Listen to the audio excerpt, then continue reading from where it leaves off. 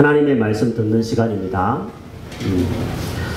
우리 성경 말씀은요, 에베소서 6장 1절부터 3절까지 말씀입니다. 함께 한번 말씀을 읽고 성경 말씀 듣겠습니다. 같이 읽을까요? 시작. 자녀들아, 주 안에서 너희 부모에게 순종하라. 이것이 옳으니라. 내 아버지와 어머니를 공경하라. 이것은 약속이 있는 첫 계명이니 이로써 내가 잘 되고 땅에서 장수하리라. 아멘. 자, 오늘 설교 제목을 한번 읽어볼까요? 다 같이 읽습니다. 시작. 우리 주일학교 친구들만 한 번 더 읽습니다. 시작. 잘되고 장수하는 길. 네, 오늘 하나님의 말씀을 잘 들으면 이 세상에서 잘 되는 길, 그리고 오래 사는 길을 알게 됩니다.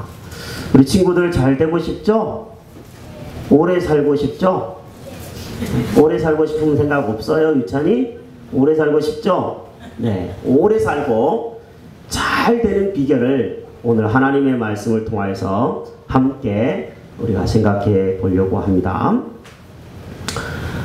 부모를 공경해야 되는 이유는 참 많을 것입니다. 부모님을 공경해야 되는 이유가 먼저 있다면 우리의 생명이 부모님을 통해서 이 세상에 왔기 때문이겠고, 또 부모님에 의해서 우리는 어린 시절부터 양육을 받기 때문에 부모님을 공경하는 것은 마땅하리라고 생각이 되어집니다. 부모님은 오늘 저와 여러분들이 있기까지 시간도 또 정성도 수고도 물질도 많이 쏟으신 분들이십니다. 그러므로 우리는 부모님을 공경하는 것이 마땅하다라고 성경에서도 읽을 수 있고 우리 양심에서도 그것을 알게 되어집니다. 오늘 1절 말씀에 보니까 부모를 향하여서 순종하는 것이 옳으니라 라고 하는 말을 썼습니다. 옳다라고 하는 얘기는 바로 맞다라는 이야기입니다. 부모님을 공경하는 것은 해도 되고 안 해도 되는 선택사항이 아니라 반드시 해야 되는 일임을 옳으니라 라고 하는 말로 표현을 해주고 있습니다. 부모님이 우리를 낳으시고 기르셨기 때문에 종교를 떠나서 신앙을 떠나서 부모를 공경하는 것은 누구나에게나 다 옳은 일이고 반드시 해야 되는 일인 줄로 압니다. 일제시대 때의 일입니다. 이흥렬이라고 하는 젊은이가 있었습니다. 이 젊은이는 일본으로 유학을 갔습니다. 음악을 공부하러 갔습니다. 그런데 이 젊은이는 음악을 공부해야 되는 학생임에도 불구하고 피아노가 없었습니다. 가난한 집안에서 태어나서 피아노 없이 음악을 전공한다는 것은 몹시 힘든 일이었습니다. 고민 끝에 홀로 계신 어머니에게 편지를 썼습니다. 어머니, 피아노가 한 대 꼭 필요합니다. 이 홀로 된 어머니는 남편을 잃고 자식들을 키우고 있었는데 고민에 빠졌습니다. 피아노는 굉장히 값이 비싼 것인데 그 피아노 한 대를 어떻게 사줄까 고민하다가 이 어머니는 산에 올라가서 솔방울을 주워서 팔기 시작했습니다. 수백 개를 모았습니다. 수천 개를 모았습니다. 수십만 개, 수백만 개를 팔아서 당시 피아노 한 대 값인 400원을 겨우 만들어서 아들에게 붙여주었습니다. 이 아들은요, 그 돈으로 피아노를 한 대 사서 열심히 음악 공부를 했다고 합니다. 이 아들이 피아노 앞에 앉기만 하면 어머니의 사랑과 은혜가 한시도 떠나지 않아서 아들은 제일 처음 노래를 한 곡 만듭니다. 그 노래가 그 유명한 어머니의 마음이라고 하는 노래입니다. 어머니의 마음, 대한민국 사람이라면 누구나가 다 알고 있는 노래입니다. 이 시간 함께 한번 1절만 불러봤으면 좋겠습니다. 한 줄 없어도 괜찮을 것 같아요. 나 실제 괴로움 다 잊으시고 기를 째 밤낮으로 애쓰는 마음, 진자리 마른 자리 갈아 미시며 손발이 다닳도록 고생하시네. 하늘 아래 그 무엇이 넓다 하리요 어머님의 희생은 가히 없어라. 함께 한번 불러볼까요? 1절만 시작. 나 실제 괴로움 다 잊으시고 기실 때 밤낮으로 애쓰는 마음 진 자리 마른 자리 가라니시며 손발이 다닳도록 고생하시네. 하늘 아래 그 무엇이 너라리요 어머니의 은혜는 가히 없어라. 왠지 아멘이 나와야 될 것 같은 분위기입니다. 우리는 이 노래를 5월이면 많이 부릅니다. 그런데 이 노래 사연을 들으신 적은 아마 처음이라고 생각이 되어집니다. 여러분, 우리의 부모님은 우리를 이렇게 낳고 기르셨습니다. 솔방울을 주워다 직접 판 분도 있겠지만 어쨌든 우리의 부모님은 우리를 양육하기 위해서 수 없는 수고와 고생을 하셨기에 그분을 공경하고 그분의 말에 순종하는 것은 마땅한 인간의 도리인 줄로 압니다. 또한 우리가 부모님을 공경해야 되는 이유가 있다면 하나님의 말씀의 기준으로 보면 부모님은 하나님의 대리인이기 때문에 부모님을 공경해야 합니다. 부모님이 뭐라고요? 하나님의 대리인이기 때문에 공경하는 것입니다. 여러분, 십계명은 하나님이 하나님의 백성들이 꼭 지켜야 될 계명으로 10가지를 주신 것입니다. 십계명 여러분 한번 외우실 수 있으시겠습니까? 여러분이 한번 운을 떼어주시면 제가 한번 재미있게 십계명을 한번 암송해 보겠습니다.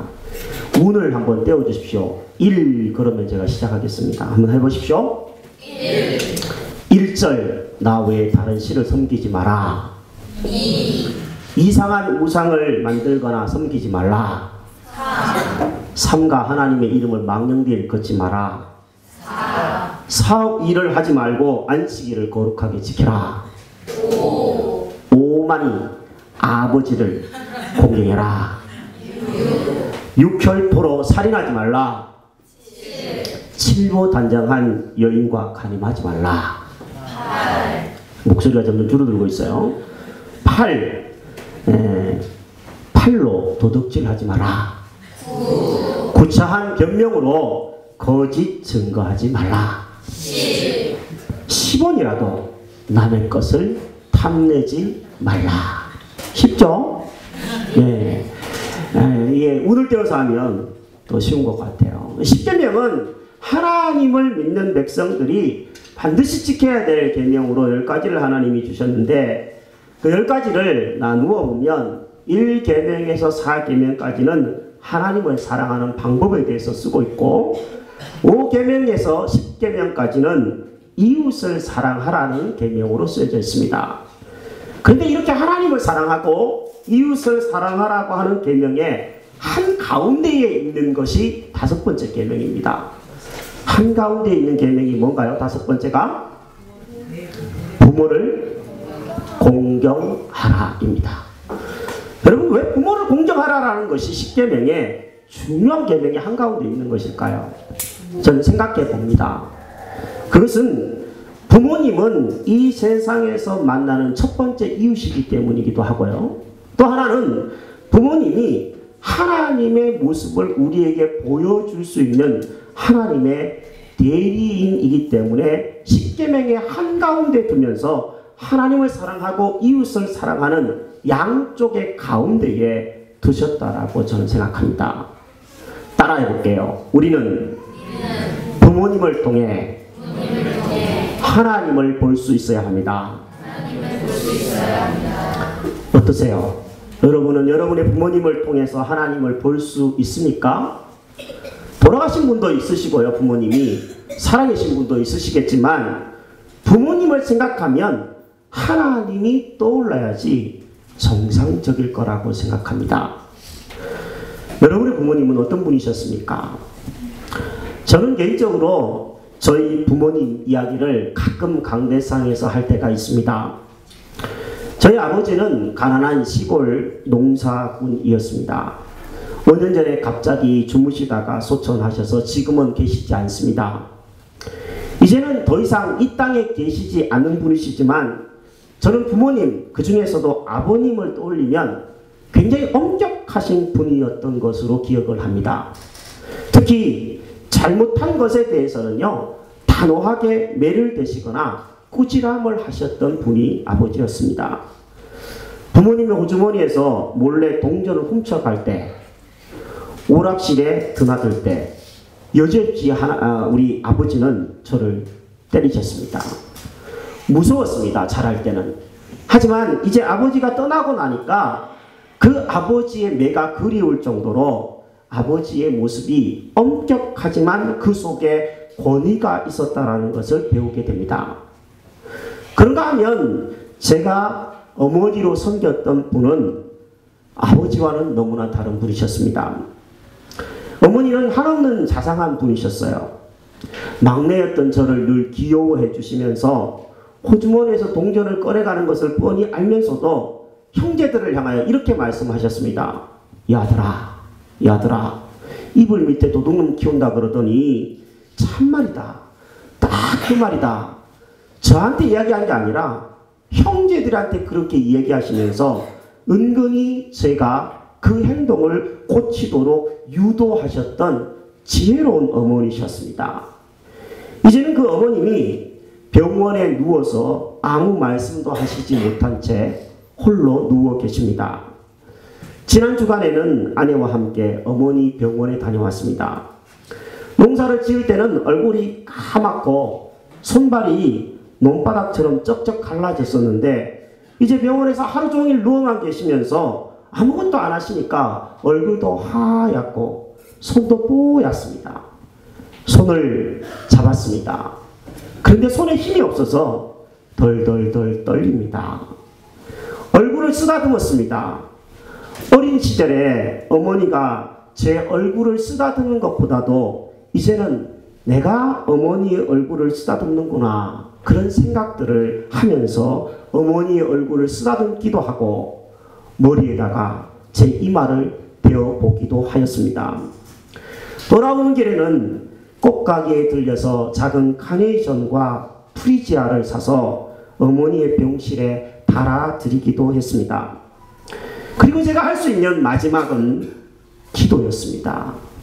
어머님이 이 세상에 사시는 날 동안 조금이라도 평안하게 사시고 주님의 부르심을 받을 때 평안한 부름을 받았으면 좋겠다라는 마음으로 기도하는 것이 자식된 도리로서 마땅한 일이기도 하고 할 수 있는 최선이라는 생각들을 하고 돌아왔습니다. 저희 아버님은 예수님을 믿는 사람이 아니셨습니다.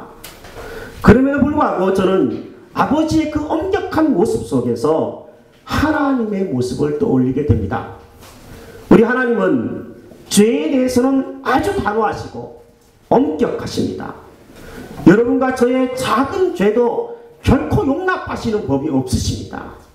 그러므로 우리는 늘 죄 앞에 회개하게 되어집니다. 그런데 하나님은 아버지라고만 생각하면 안 됩니다, 여러분. 하나님은 어머니의 성품도 동시에 가지고 있으신 분이십니다. 한없는 용서와 자비를 베푸시는 분이 바로 우리 하나님이십니다. 하나님 앞에 나와서 회개하기만 하면, 잘못했다고 용서를 구하기만 하면 그 하나님은 우리의 어머니보다도 한없는 용서와 사랑과 자비로 우리를 품에 안으시고 다 잊어주시는 그런 사랑의 하나님이 우리의 하나님 아버지십니다. 그러므로 우리의 육체의 아버지 어머니가 하나님을 알든 하나님을 알지 못하는 분이든 상관없이 그 부모님을 보면서 하나님의 성품을 볼 수 있는 사람이 바로 성도인 저와 여러분들인 줄로 압니다. 자연을 보십시오, 여러분. 5월달이 되면서 만물이 푸르러지고 있습니다. 꽃을 보고 나무를 보고 자연을 보면서 하나님의 모습을 어렴풋이 볼 수 있으실 것입니다.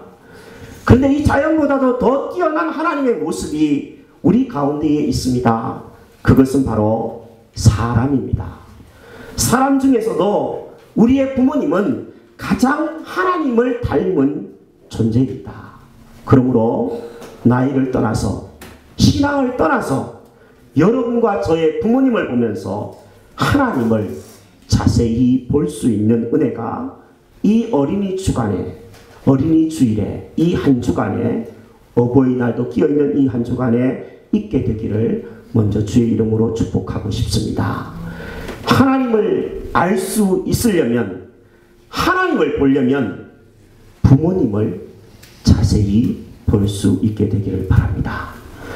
우리는 언젠가 다 부모님이 떠나야 될 자들입니다.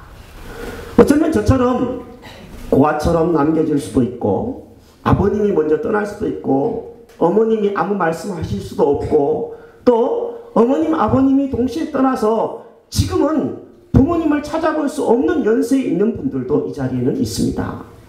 우리 어린 친구들은 부모님을 가지고 있지만 언젠가 때가 되면 한 세대만 흐르면 부모님은 존재하지 않게 될 것입니다. 그래서 하나님은 하나님을 믿는 백성들을 향해서 자신을 아버지라고 부를 수 있는 특권을 주신 줄로 압니다.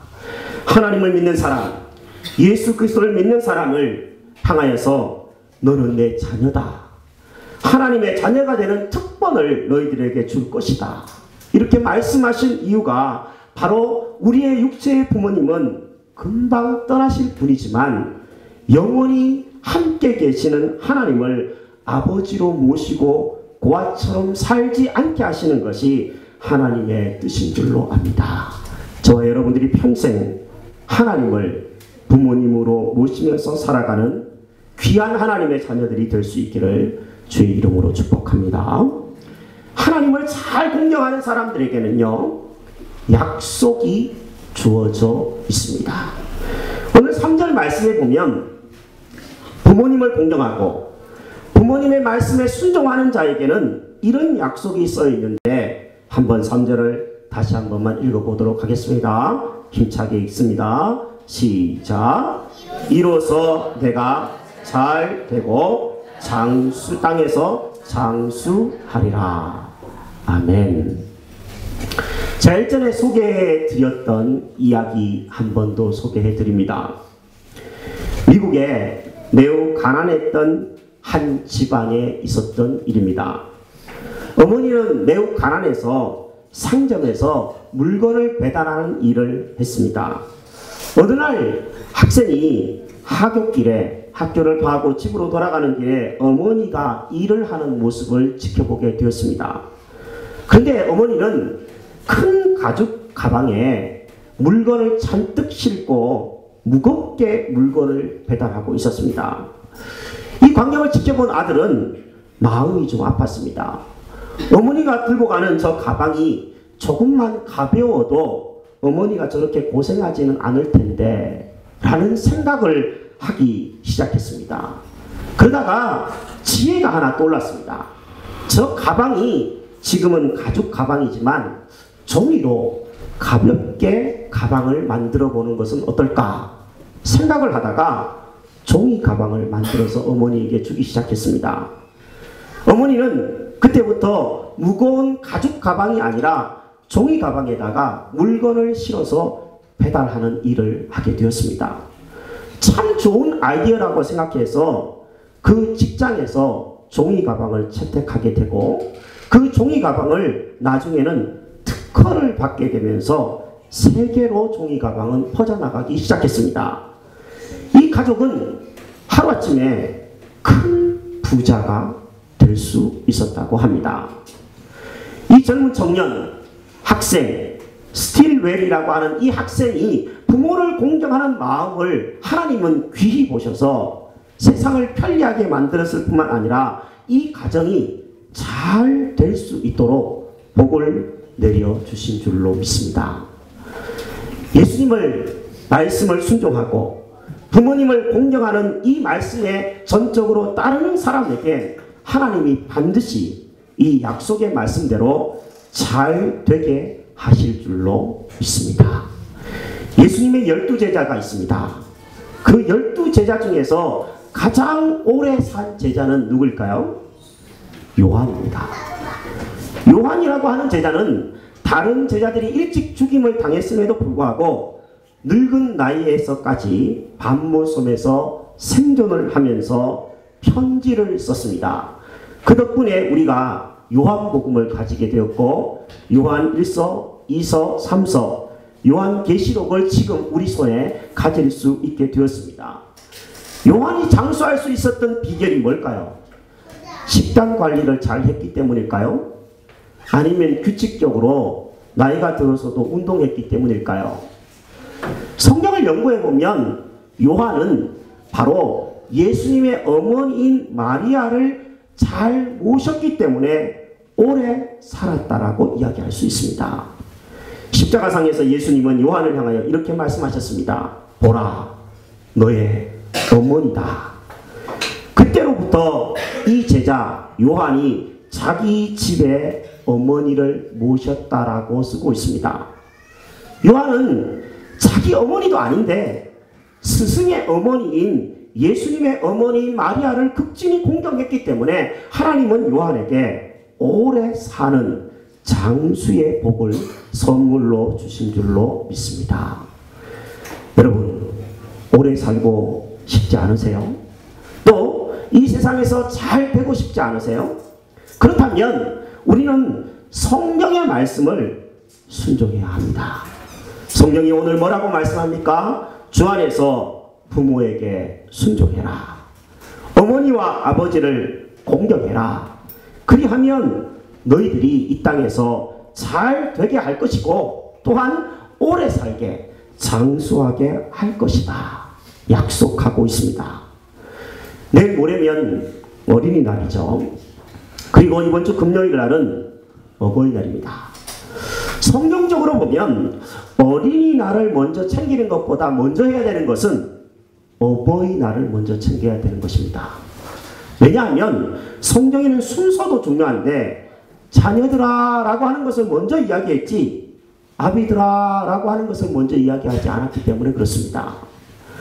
우리 어린 생명들에게 제가 부탁합니다.